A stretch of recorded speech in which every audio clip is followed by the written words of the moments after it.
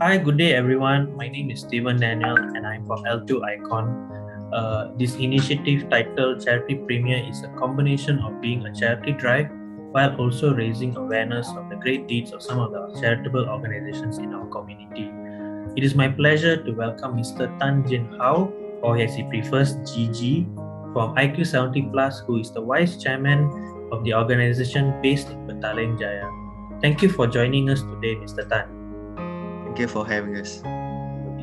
Okay, so we'll dive right into it. Can you share a brief introduction about IQ70 Plus? Yeah, sure. So we are Persatuan Kebajikan Kanak-Kanak Terencak Akau Malaysia. We are also known as IQ70 Plus.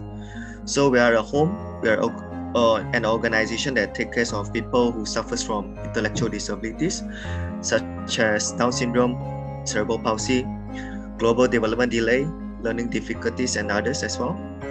So at this moment, we have a total of 74 residents, and their ages range from 13 months old to 73 years old. So we do not only take care of children, we have adults as well.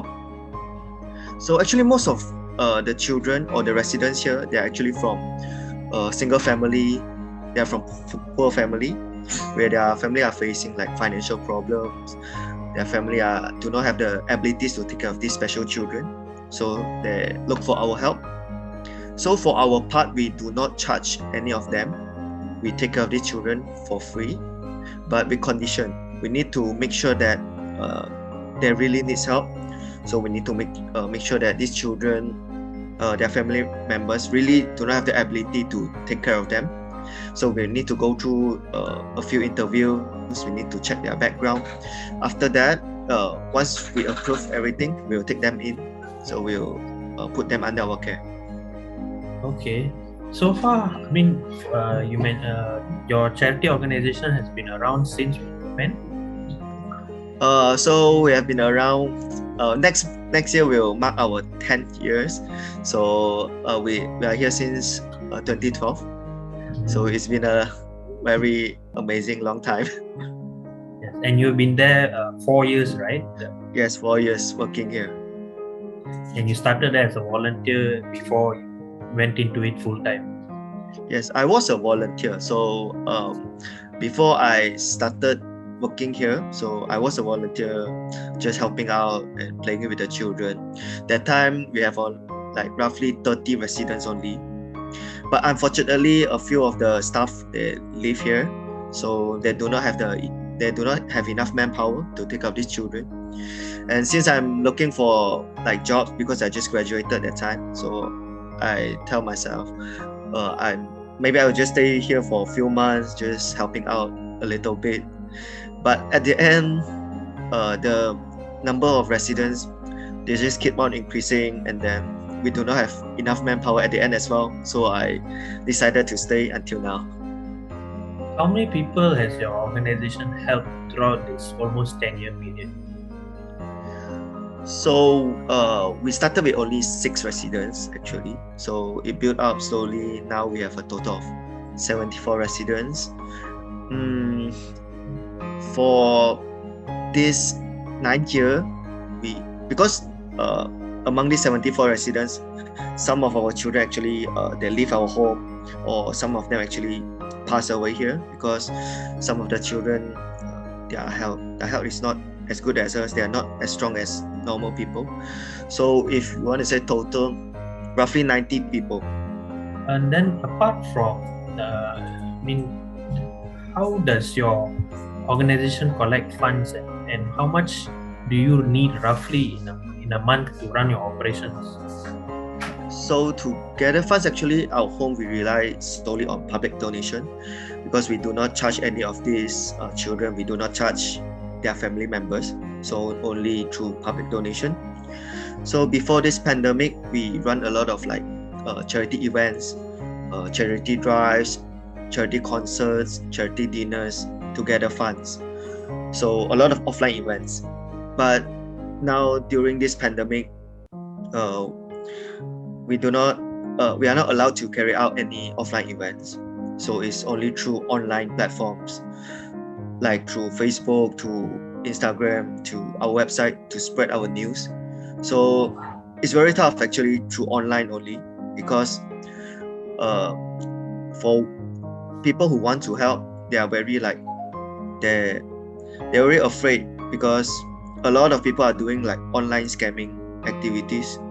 So we do understand as well actually, because a lot of the people, they're afraid, and it's very hard because the visitors, they are not allowed to travel to come to our home to visit our children. So compared to past few years, it's been tough for us. So as you asked, for our monthly expenses, we need roughly 100,000, which includes their medical fee, our home like rentals, electric bills, water bills, and to buy groceries, those essential needs. So we need roughly 100,000. Most of the money we use it on the medical fee of our children actually. So I can share that our home, we separate our children into 3 categories. We separate them into mild children, moderate, and then severe. So for severe children are those children who do not have the mobility, so they need intense care. And for these children, actually, a lot of them, their body condition, their health condition is not as good as normal people. So we need to send them to hospital for regular checkups. And sometimes they don't feel well, we need to rush them to emergencies as well. So actually, a lot of our expenses, we allocate them to their medical expenses. Then how about what are the other areas that IQ70 Plus need help in? So for our home, actually, we still separate them into 3 types. First of all is you can help us through funding, because we need to pay for our rentals, those we need to purchase our items, and then for medical fees, as I said just now. And then the second one will be items donation. A lot of people, they really loves to like donate items to us, so we'll send them the list of items we need lately, so they can refer to the list, and then they can purchase the items we are lacking at this moment. And then the third one, we actually welcome people to we welcome visitors, we welcome volunteers to come to our home to interact with our children. We really love interaction, because it actually makes our children like, we can like build them to be more friendly, and then they will become like, they like to talk to people, they won't be like afraid of outsiders. So actually interaction is very important in our organization, which we really loves it. But unfortunately, during this COVID-19 pandemic, we need to cancel this part. So we do not allow people to come to our home to interact with our children for safety purposes, because it's really crazy out there right now. The number of cases, they are not dropping any sooner. So at this moment, people can only choose, like they can either like donate some funds to us, and then or they can donate some items, or they can sponsor some meals to us. What are some of the items which you usually require for your organization? What are the type of items? So of course the essential needs like rice, oil, vegetables, chicken, clothes detergent and stuff. But the most important thing is actually the most stuff that we lack right now is like adult diapers, because a lot of our children here, they cannot go to the toilet themselves. They have no control over this part, so they need to wear diapers.